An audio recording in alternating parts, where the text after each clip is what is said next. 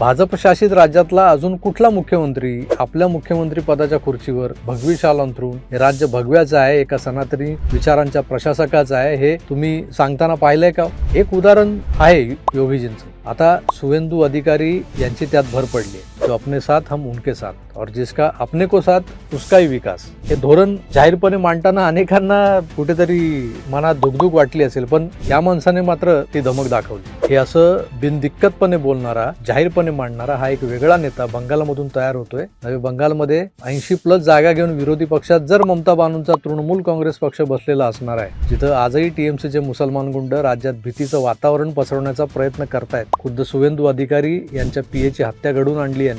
त्यांना सबका साथ सबका विकास म्हणत गोंजारणं अवघड आहे. त्यांना ठोकलंच पाहिजे.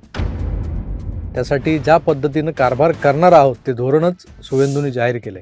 ताकाला जाऊन भांडं लपवायचं नाही. आहोत हिंदू तर होय मी हिंदूच, मी सनातनी, असं भगवाधारी योगींनंतर स्पष्ट सांगणारा हा आणखी एक नेता म्हणजे भारतीय जनता पक्षाच्या केंद्रातल्या जोडगोळीवरचा ताण कमी करणारा, भार कमी करणारा असा जो एक चमू बनतोय, अशी जी एक टीम नरेंद्र तयार होते, त्यातला एक धुरंधर ठरणारा एवढं निश्चित.